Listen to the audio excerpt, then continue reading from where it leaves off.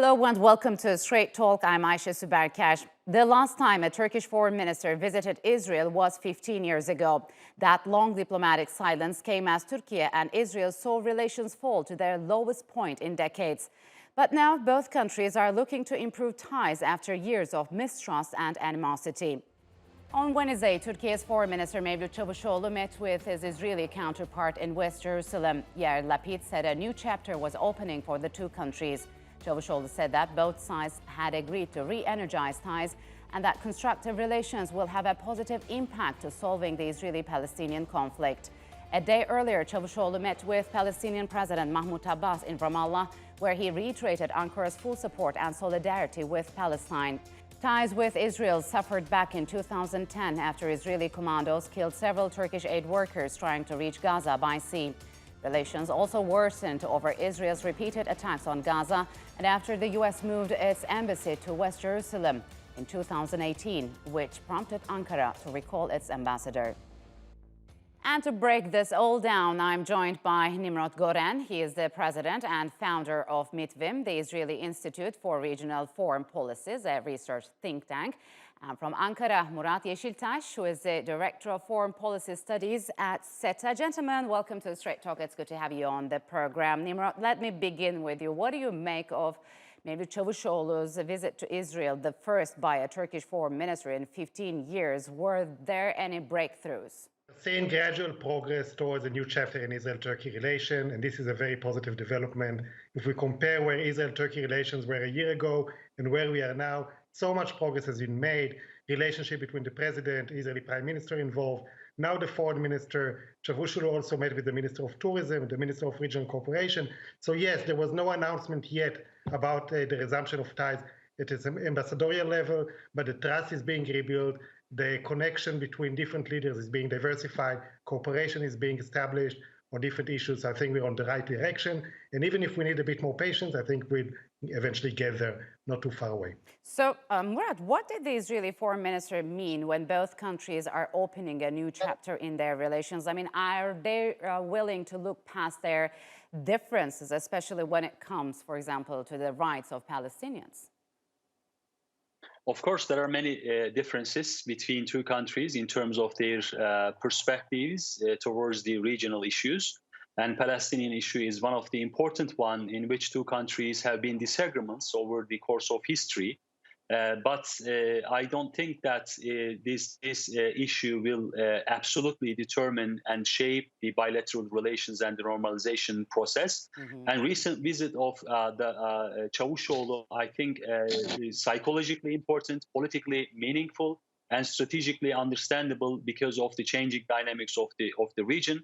But Turkey is I think, is separating Palestinian issue from its relations and normalization process with Israel, but it does not necessarily mean that Turkey will not react against the Israel's policy towards Palestine from its own perspective.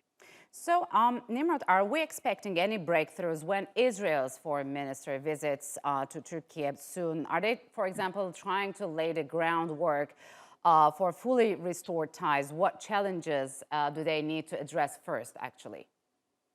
I think a major challenge is the issue of trust. In Israel, people remember what happened in 2016 when Israel and Turkey reached a reconciliation agreement. And 2 years later, when there was an issue between Israel and the Palestinians in Gaza, in Jerusalem, relationship broke down. And there is an attempt to create a solid groundwork for this relationship going forward, to diversify the type of cooperation, to make sure both sides are on the same page. There will be differences on the Palestinian issue. This government is not one that is actively advancing the two-state solution, but there is also a willingness to better coordinate with the Palestinian Authority, better let regional actors try and moderate tensions, and I think Turkey can play a role there. And that's the type of relationship that people are looking for, specifically on economic issues, civic aviation, and other topics that were mentioned during the visit. But let's bring concrete benefits, let's rebuild the trust, and then the resumption of the ambassadorial level relations will be much more natural.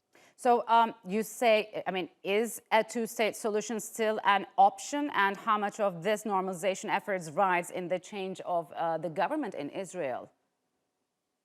I think the two-state solution is the desired solution to the Israeli-Palestinian conflict, and I would like to see my government advancing it. We have a government that is very diverse ideologically wise in terms of how it relates to the Palestinian issues, with parties from left to right with very different position on the topic. Yet this government tries to develop a different type of relationship with the Palestinian Authority, engaging with ministers, with officials there. So it won't bring a political breakthrough towards a two-state solution, but create a different environment, also in the context of better Israeli relations with Arab countries. Yes. So I think there is a positive development that Turkey could be part of. Just one more, Nimrod, on this, because if this coalition government collapses and replaced again by a hardliner one, could these normalization efforts derail? So the change of government will not necessarily happen when this government collapses, if it collapses, because then most likely Israel will go to another election cycle, which we don't know what will be the result of. So we are looking yet again at another round of political instability, perhaps in Israel, not an immediate one, but one that can happen. I think the attempt to make Israel-Turkey resilient to political changes is the goal now, to make sure there are mechanisms in place to contain differences and to make sure that there are such a large area of benefits that people feel on their personal level, on the national level, that this relationship will sustain at a high level, even if differences on the Palestinian issue become greater than today. So, Murat, it seems that the two countries agreed on an aviation deal and to relaunch a joint economic commission, but no progress has been seen on energy cooperation. What's the latest on that, and what is preventing this? Of course, I mean, when we have to look at the perceptions of two countries in terms of their policies towards normalization, there are some differences. So when we look at from Turkey's perspective, there is, of course, a psychological barrier for Turkey, which we have to take into consideration the societal dynamics and the political dynamics in Turkey. This is the second, I think, domain that we have to look at. There is a willingness in the level of political decision makers, and the Turkish strategic community also believes that this normalization process is also important and should be also redesigned within the context of the wider geopolitical context of the Middle East region. And of course, there is also geopolitical dynamics in which energy is one of the important aspects of this normalization. So this is the perspective of Turkey, how Turkey perceives this normalization process.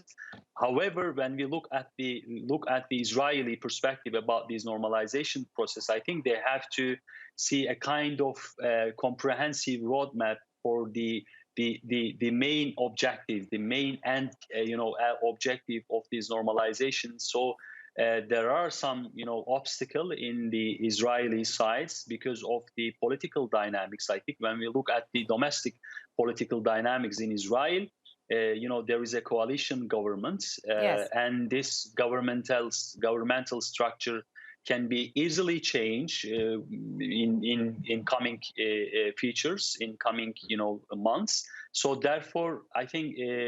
So this is one of the important ones. And the energy is another, I think, domain in which Israel, I think, has different perspective compared to the Turkey's energy approach in its normalization process with Israel. So, Nimrod, would you like to talk about the Israeli perspective on energy issues? Because Turkish President Recep Tayyip Erdogan earlier said Israeli President Herzog's visit would herald a new era, that the two countries could work together on energy cooperation and also carry Israeli natural gas to Europe. So what do Israelis think about it? I think there is interest in Israel in cooperating with Turkey on energy issues, but not necessarily on the natural gas issue as first priority in the model of this pipeline exporting Israeli gas. That's because Israel is working with other countries in the region on these issues, and I don't think it will flip this agenda very easily.